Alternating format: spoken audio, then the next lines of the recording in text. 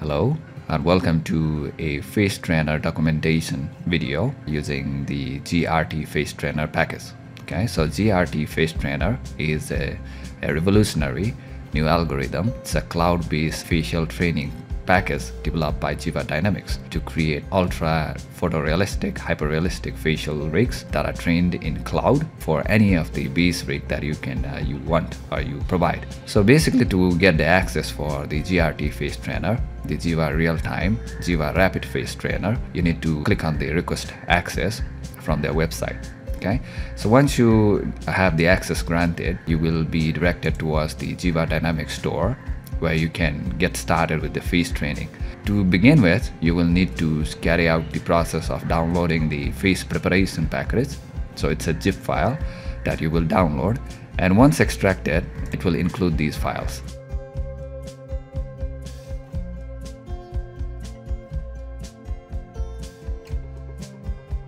To get started with, you will need the Wrap 3D software. So this is a software that you will need to install for going through the wrapping process. Okay, so if you're not familiar with this, they have some nice tutorial going over it. And also here at Puppeteer Lounge, we provide a training workshop based on creating a fax-based facial setup using the Wrap 3D package. So this is the base mesh, and then if I import the source mesh that is provided by the Ziva, so you can see it's in the origin, this is what we have. So essentially the idea is to have base mesh, but it's identical matching topology with the source mesh, and that is why we need to use the wrapping tool. So what I've done is I created a cluster on the selection, and I'm just going to execute that to match the position of the source model that the Ziva provided us with. And then all you need to do is just export the base model. So you can export it as an OBJ file and give it a unique name. Let's take a look at the wrap tool itself. And before we get started, we're going to import some models. So you can hit tab on your keyboard and then just type in load geometry. So I'm going to give it a name, call this source, and I'm going to create another one as well, and this is going to be target. Once this is done, you will need to bring in the model. So just click on the node and click on the open dialog box. Let me go ahead and import the target mesh. So you can see that you have the target mesh, and then I'm going to click on the source mesh and go ahead and load in the source geometry as well. So this is source geometry. You can find it from the face preparation package. So since we match the position of both of these, we can see they are in the correct position. Okay, so this is something that I do recommend. Okay, otherwise, your model might be scaled improperly or in some other position. So now first thing that we need to do here is let me go ahead, turn off the wireframe for both of these. So in the source, we need to assign a material for this. Okay, so to load a material in wrap, you just right click in here or hit tab. Okay, type in load image. So you need to connect this to the source image. So you need to go ahead and select the load image, click on the buttons. So for this, we will get started with the point selection. What Ziva has done here is provided us face point, okay, where we will be assigning point pairs inside of the wrap tool so that we can match the source mesh with the target mesh for the wrapping process. So if you go ahead and right click and go to the selection, that is the select point pair, that's what you need to select. This is the node. Connect this to this and this to target. Select point pair. You can visualize this in the visual editor. So you can see this is what it looks like. Okay. So basically we need to now get started with the process of putting in the markers. So if I click on this, you can see it assigns a numerical value of 0. That's a marker 0. So you need to place the exact same marker on the other side, on the target geometry at the same exact location. Go ahead and do the same thing on this.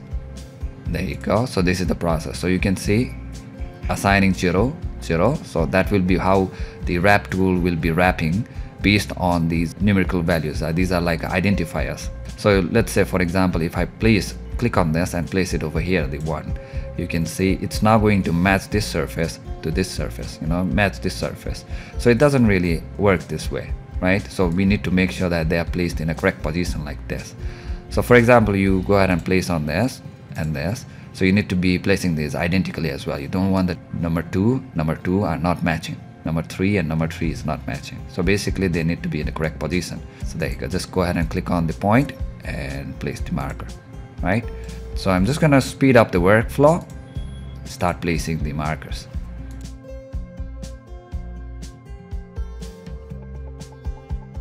So I have completed the process of putting in the markers. So just a rough approximation of the placement. So you can take your time with the placement of these markers to be precise as you like it. So once you have done this, you can now actually go to the process of wrapping. So the process of wrapping goes by right-clicking on the graph and just typing in the wrapping. Okay, so if you take a look at the viewport, what we want to have is the source mesh, that is this model, to be wrapped on top of the target mesh.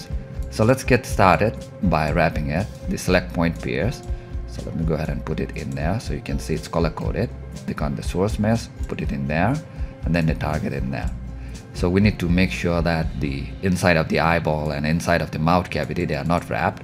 Okay, so that's why we need to create a select polygon, and we can just connect it to this. You can connect this to the source mesh, and you need to load in a file, the script file that is provided, and that is basically the face poly select. If you take a look at the visual editor by selecting on the select polygon, there you go.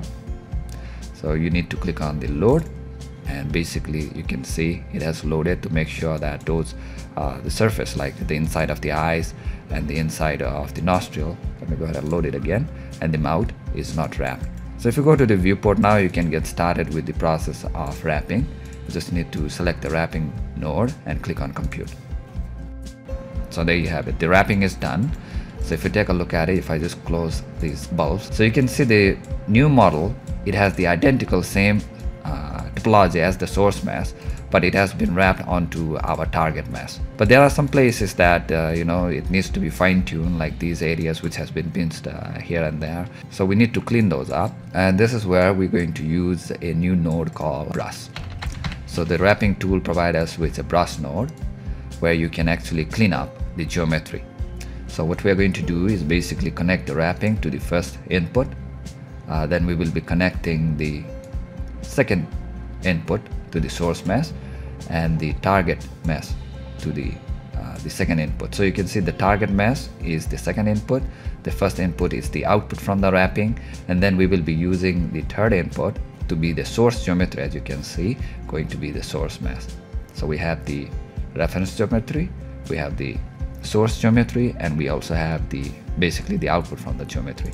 Now if you go to the brush in the visual editor, so you can see this is where you can make the necessary cleanups. Ziva recommends is that the inside of the lips, you can see that there is often time when wrapping they do not wrap properly. So for this reason, they have provided us with a script file to quickly clean that up. So once again, to load it up, you can use the select polygon node and go ahead and load that up. Okay, so we need to load a script in here, and that is going to be the jaw select. So here we need to connect the source mesh to the input of the select poly. Okay, and go ahead and load it. So you can see that it's going to load just the jaw portion. So the next thing that we're going to do is load up the new keyline map. So if you go ahead and select the load image, you can actually load the new map, that is the keyline map, which is going to show you the facial muscle lines. Okay, so what Ziva Dynamics recommend is making sure that these lines we have a smooth curvature on these lines. For example, if you take a look at it, there is a lot of pinching going on here and there, so we do need to clean that up, like for instance these areas, right, and these areas, and also the inside of the mouth. And all you need to go is go to the brush, and in the visual editor you can start working on it. What is recommended is you use the relax project or the clone button. Quickly change the radius of the brush as you like it. I would also suggest like increasing the strength a little bit and playing with the fall off as you like it. And then all you need to do is you can see that it's going to clean up that lip line, bringing it up so you can see, right? So you can also paint it all the way to the inside of the mouth cavity like this, so you can see it looks so much cleaner and better than before, right? So right now the brushing is only working with the mouth portion, right? So what if you need to clean up the other parts of the geometry? So this is where you're going to click on apply on the brush. All right, I'm going to delete the select polygon, we do not need that, and go back to the brush and start working on fixing the areas like these sections. Quickly relax that, you can see it will quickly clean it up for you. There you have it.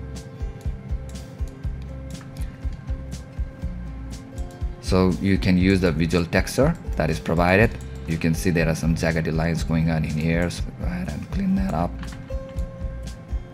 So if you do notice these pops here and there, you can use the clone brush to bring it back in.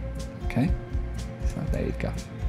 On the brows as well, so just go ahead and quickly clean it up.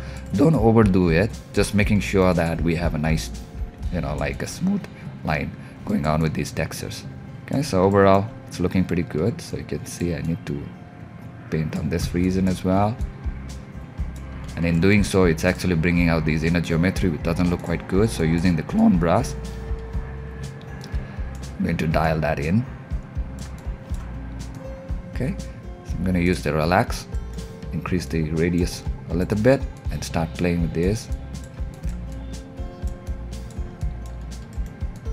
So overall these areas look good.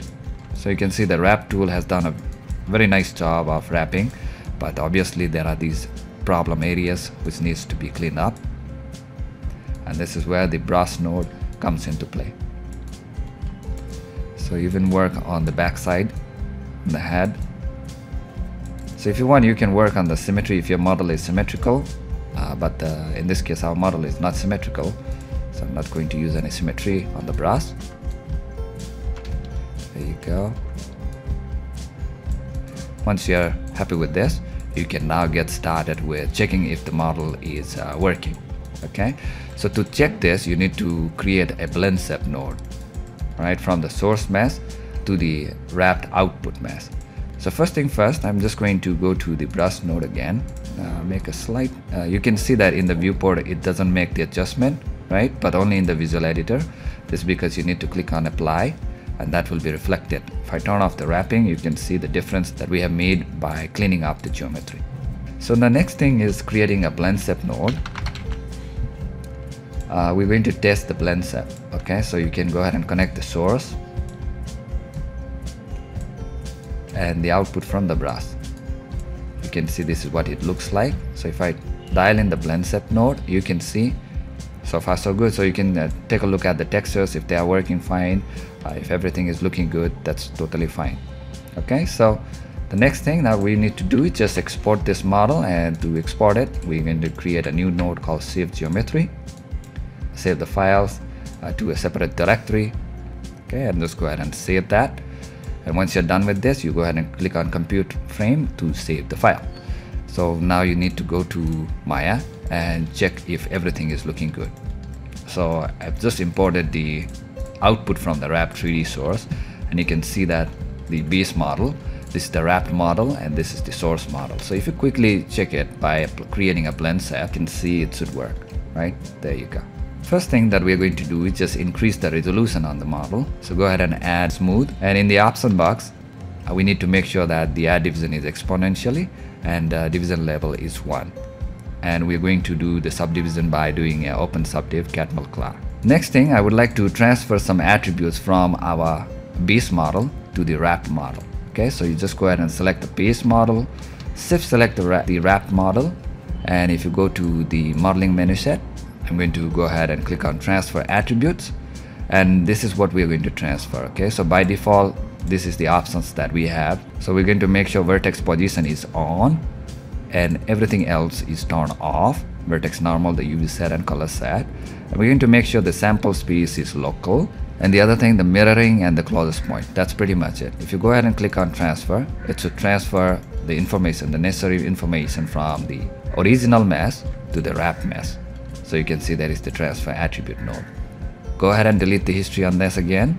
Now we need to make sure that this model is ready to be submitted for face training, and this is where we're going to import our validate model.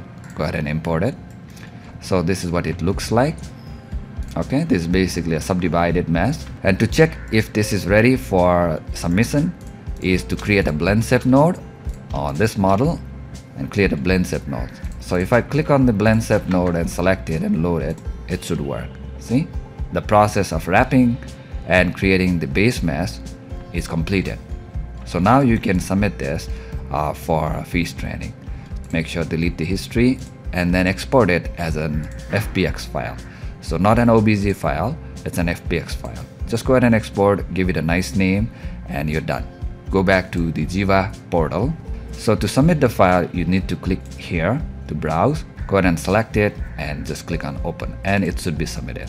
So in a few hours time, Ziva Face Trainer will go through the process of training the base model that you have provided, and it goes through it and then notify you by an email that the model is ready for downloading. So basically what they provide you with is a screenshot, a video, viewport rendering with animation baked in on our base model. So this is what it looks like. Alright, so that's pretty much it. That's the workflow that is involved with the ZRT Face Trainer, and the result looks very promising, very nice, very natural to the eye, and the expression and the motion, you can see it's a very fast and efficient way of creating believable facial setups for films and video games. I would like to thank Ziva Dynamics for providing us with this early access, and wish them the very best. Thank you very much.